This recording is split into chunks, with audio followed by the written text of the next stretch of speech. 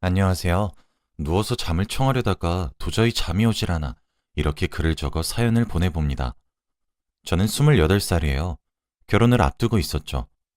저는 예정대로라면 올해 꽃이 만개하는 그 예쁜 계절, 4월의 신부가 될 예정이었습니다. 그러나 지금은 모든 결혼 준비가 멈췄죠.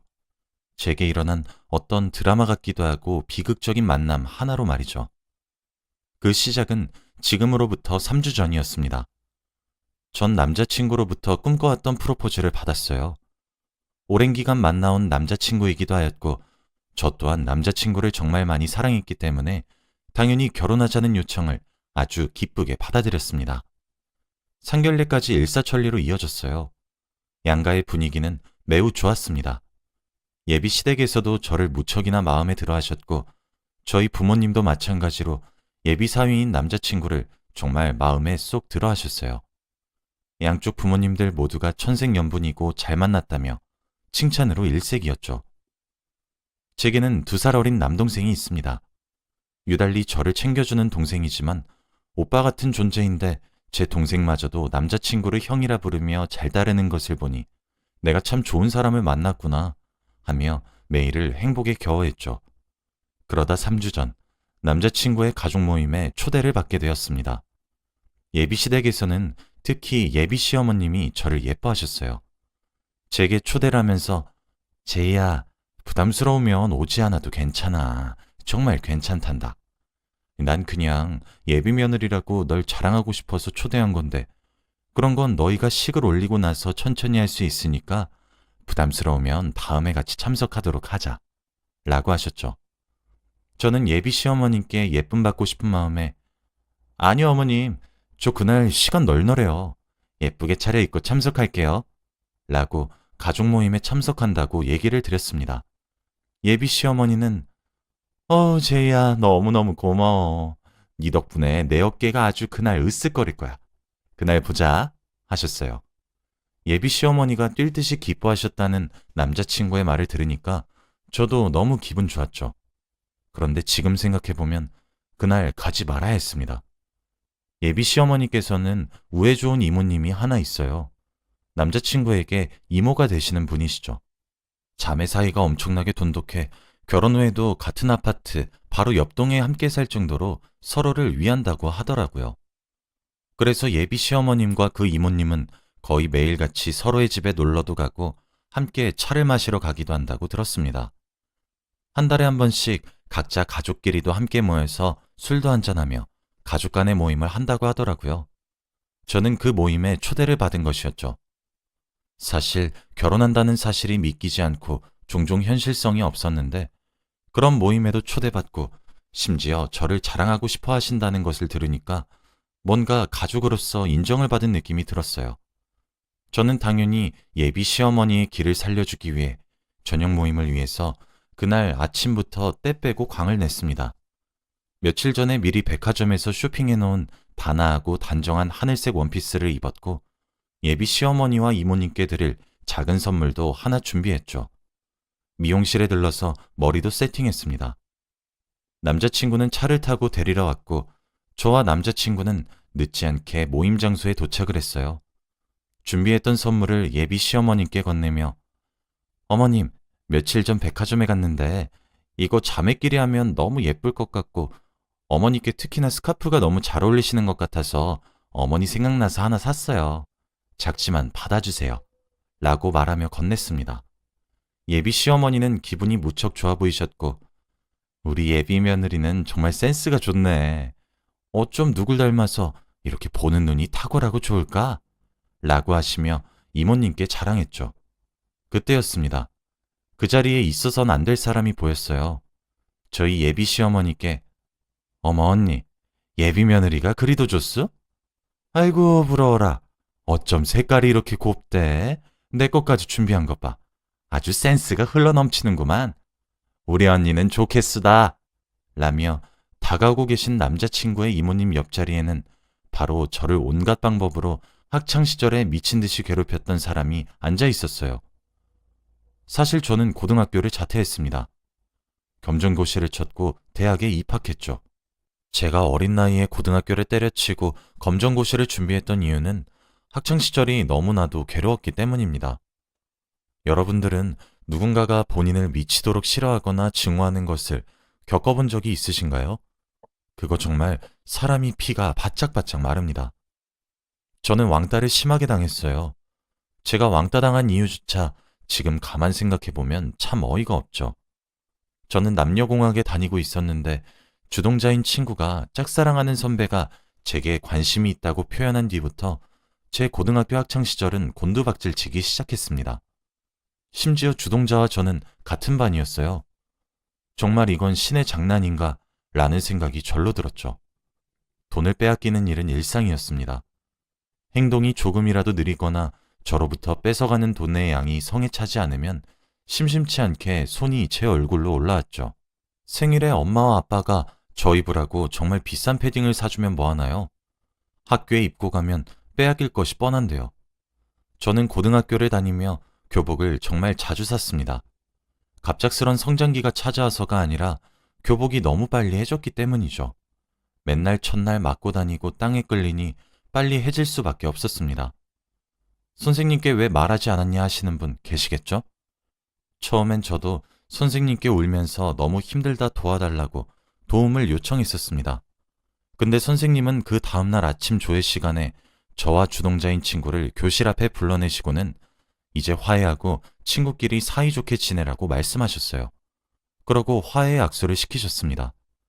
그날을 기점으로 더 나빠질 것도 없다고 생각했던 제 학창 시절은 더더욱 나빠졌어요. 놀랍게도 말이죠. 주동자인 친구를 필두로 저를 향한 괴롭힘은 점차 노골적이고 수위가 점점 높아졌습니다. 같은 반 남자인 친구들이 그 괴롭힘을 말려준 적이 있었어요. 제이에게 너무 심한 것 같은데 적당히 좀 하라고 말이죠. 근데 그렇게 남자인 친구들이 말려주면 저는 온갖 조롱을 당했고 더 심하게 괴롭힘을 당했습니다. 어느새 쟤를 꼬셨냐면서 얻어맞았죠. 막상 저는 아무것도 하지 않았는데 말이에요. 그 당시엔 지금처럼 스마트폰이 많았을 시기가 아니라 문자가 보편화되어 있었어요. 제 번호는 불특정 다수에게 공개되었고 미친 듯이 문자가 왔었죠. 그중 아직도 선명하고 토시 하나 틀리지 않게 기억하는 문자가 하나 있었어요. 주동자인 친구가 보낸 거였죠. 점점 그 아이가 무서웠고 두려웠어요. 아무 말도 하지 않고 그저 잘 지낸다고 부모님과 동생에게 말해왔지만 저도 사실 제가 말을 해줄 때까지 가족들이 기다려준 사실도 알고 있었습니다. 그래서 더욱 아무런 말도 할 수 없었죠. 의지를 잃었던 저는 결국 정말 그랬으면 안 되었지만 그렇게 가족의 가슴에 큰 대목을 쾅쾅 받게 되었죠. 다행스럽게도 그날 일찍 집으로 귀가한 남동생이 저를 발견하자마자 119에 신고를 했고 빠른 응급처치로 저는 정신을 차릴 수 있게 되었습니다. 제가 병원에 있는 동안 미리 써놓았던 유서가 발견되었고 하마터면 딸을 잃을 뻔하셨던 저희 부모님은 거세게 항의를 했고 주동자였던 아이는 강제 전학을 가게 되었죠. 그리고 괴롭힘에 가담한 아이들 모두 처벌을 피하지 못했습니다. 그러나 이미 극단적인 선택을 각오했을 만큼 벼랑 끝에 몰려 있었던 저는 학교에 적응을 하지 못했고 자퇴를 했어요. 정신적인 트라우마가 너무 심하게 남아서 매일 악몽을 꾸기 일쑤였습니다. 그때부터 제 남동생은 제게 오빠 같은 사람이 되기 시작했어요.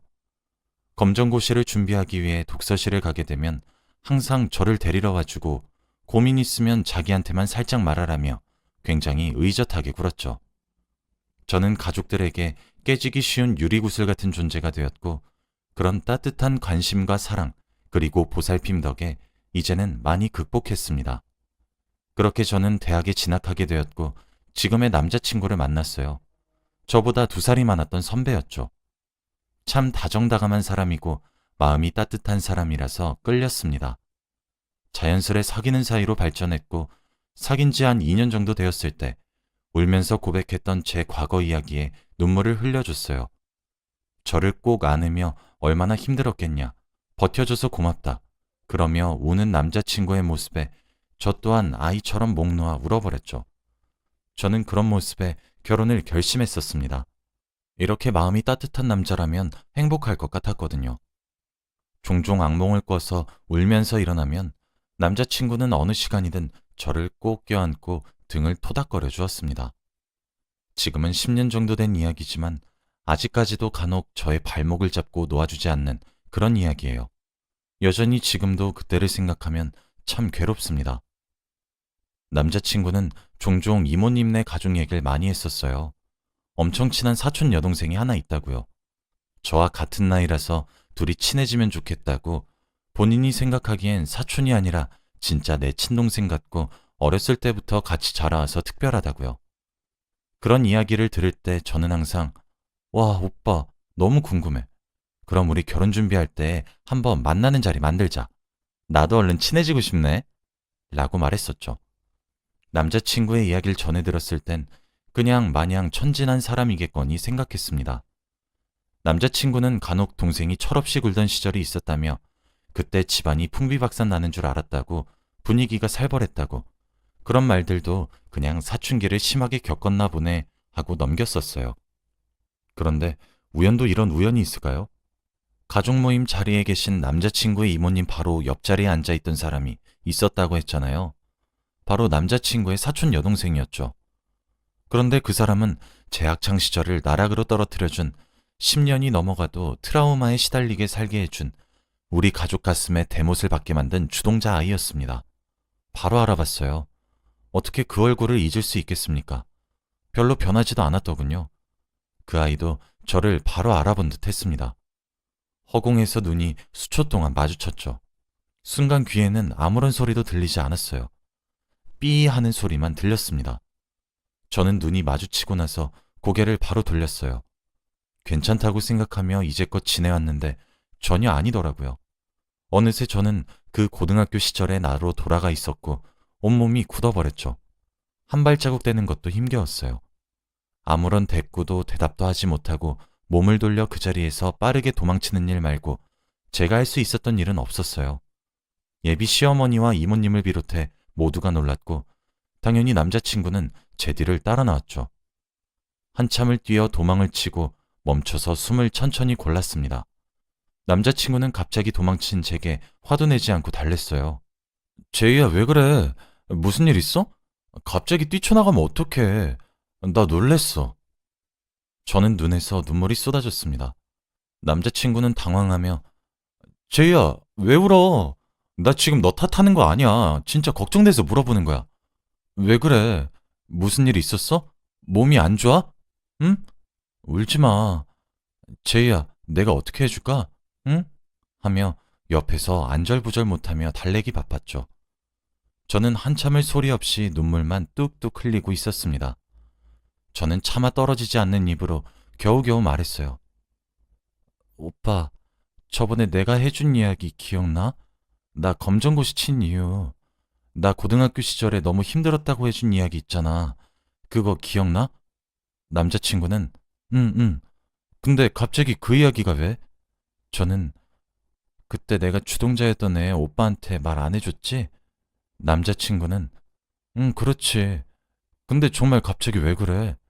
저는 걔야 라고 했어요. 남자친구는 뭐가? 라고 되물었고 저는 눈을 질끈 감고 소리쳤죠. 걔라고. 오늘 가족 모임 오빠 이모님 옆자리에 앉아있던 걔. 오빠가 아끼는 친동생 같다던 사촌 여동생. 걔가 그 주동자라고. 남자친구의 눈은 경악으로 물들었고 저희 둘은 한동안 아무런 말도 하지 않았습니다. 침묵의 시간이 찾아왔고 저는 오빠 미안해. 나 먼저 갈게. 그리고 우리 결혼은 없던 일로 하자. 앞으로 오빠 얼굴 보기도 힘들 것 같아. 정말 미안. 나 먼저 가볼게. 하고 저는 택시를 잡아 집으로 향했습니다. 저는 오늘 남자친구 가족 모임에 가겠다고 아침부터 한껏 꾸미고 나왔는데 울어서 눈이 퉁퉁 부은 채로 집으로 차마 못 들어가겠더라고요. 그러다 동생에게 전화를 걸었어요. 집 앞으로 나오라고 말이죠. 동생 얼굴을 보자마자 뭔가 긴장이 풀렸습니다. 안심이 되더라고요. 듬직한 모습을 보니까요. 다리에 힘이 풀려서 휘청거리자 동생은 화들짝 놀라서 제게 뛰어와서 저를 부축했어요. 저는 동생에게 술을 먹자고 했습니다. 하고 싶은 말이 있는데 가족들한테 말하기 전에 너한테 먼저 말하는 것이라며 용기가 안 나니 술 한 잔만 먹으며 얘기를 하자고 했죠. 동생도 심상치 않은 이야기란 걸 눈치챈 것인지 알겠다고 말을 하며 저희는 집 근처 이자카야로 갔습니다. 저는 그날 제게 일어났었던 일련의 이야기들을 버벅거리며 하나씩 천천히 얘기해 나갔고 이야기가 진행되면 될수록 동생의 표정은 점차 어두워져만 갔어요. 저는 어떻게 해결해야 할지 모르겠다고 두 손에 얼굴을 묻은 채로 엉엉 울었고 동생은 그저 제 옆에 앉아서 아무런 말 없이 제 어깨를 토닥여 주었죠. 동생은 누나, 이거 진짜 숨겨서 될 문제 아닌 건 알고 있지? 이거 말야, 누나 평생이 달린 문제야. 엄마랑 아빠한테 말하자. 누나가 말하기 힘들면 내가 옆에서 같이 말해줄게. 나 믿지? 만약에 그쪽에서 찾아와도 내가 책임지고 모두 막아줄게. 그러니까 걱정하지 말고 그만 좀 울어. 내가 도와줄 테니까 우리 같이 말하자. 응? 이라며 저를 달랬어요. 그 길로 곧장 집으로 돌아갔고 버벅거리면서 말을 제대로 못하는 저를 대신해 동생은 부모님께 모든 사실을 알렸고 부모님도 충격에 빠지셨죠. 그렇게 그날 저희 결혼은 파토가 났습니다. 저희 부모님은 예비 시댁이 되었을지도 모를 남자친구의 집에 연락을 드려서 간추려서 상황을 전달했고 절대 저를 그 집안에 시집을 보낼 수 없다고 강경한 태도를 비추셨죠. 남자친구의 집에서는 아들의 말을 한번 들어보아야 할 것 같으니 잠시 시간을 달라고 했습니다. 그리고는 저번 주에 연락이 오셨어요. 제게 결혼을 강요하진 않겠지만 만일 하게 된다면 책임지고 엮이지 않게 해주겠다고 약속하시며 제 결정을 존중하겠다는 말을 하시더라고요. 그 이후로 너무 괴롭습니다. 가족 모임이 있던 날 이후로 남자친구는 매일매일 저희 집으로 찾아와요. 자기 전에 장문의 문자도 매일 보내고요. 엊그제는 찾아와서 배를 누르더라고요. 보통 집 앞에서 저보고 나와달라 기다리기만 했던 사람인데 집으로 들어왔습니다. 그러고는 저희 부모님께 무릎을 꿇고 부탁을 하더라고요. 어머님, 아버님, 지금 하시는 걱정 모두 다 알고 있습니다. 그래도 한 번만 제게 기회를 주실 수 없으신가요? 저 제이 너무 많이 사랑하고 있어요. 제이가 저희 본가 근처로 올 일도 없게 할게요. 시댁과 연관되지 않게끔 제가 중간 역할 잘하겠습니다. 저희 부모님도 사실을 아시고 제이 결정을 가장 많이 존중을 하시겠다고 하셨어요. 제가 더 이상 제이가 그 아이와 엮이지 않게 노력할게요. 아니, 노력하는 것뿐만 아니라 엮이지 않게 할게요. 맹세하겠습니다. 제가 연을 끊을게요. 그러니 밀어도 좋으니 파혼만은 하지 말아주시면 안 될까요? 제발 부탁드립니다, 어머님, 아버님. 이라며 울면서 애걸하였습니다. 그러고 제게도 제이야, 제발, 진짜 제발, 밀어도 좋으니 제발 헤어지자고 하지 마. 어? 제발, 내가 연을 끊고 안 보고 살면 안 될까? 너한테 상기시킬 수 있는 어떠한 행동도 안 할게. 제발, 응? 하며 우는데 정말 가슴이 미어지더라고요. 일단 부모님이 살살 달래서 집으로 돌려보냈습니다. 조금 전에도 남자친구는 자기를 버리지 말아달라며 장문에 연락이 왔네요. 저는 어떻게 해야 할까요? 저도 남자친구를 정말 많이 사랑하고 있어요. 그런데 어떻게 이런 우연이 있을 수 있나요? 저는 언제까지 그 아이의 그림자에 가려져 행복을 포기하면서 살아야 할까요? 제가 정말 결혼을 하게 되면 괴롭고 힘든 상황을 피할 수 있을까요? 저는 이 사람 없이 산다는 상상을 단 한 번도 해보지 않았습니다. 첫사랑이자 첫 남자고 결혼을 하고 싶었던 사람이니까요. 제가 그리는 미래 한켠에 당연하게 자리를 잡았던 사람입니다. 하루가 다르게 몸과 마음이 무너져 내리는 기분이에요. 저는 어떻게 해야 할까요? 제 사연은 여기까지입니다. 들어주셔서 감사합니다.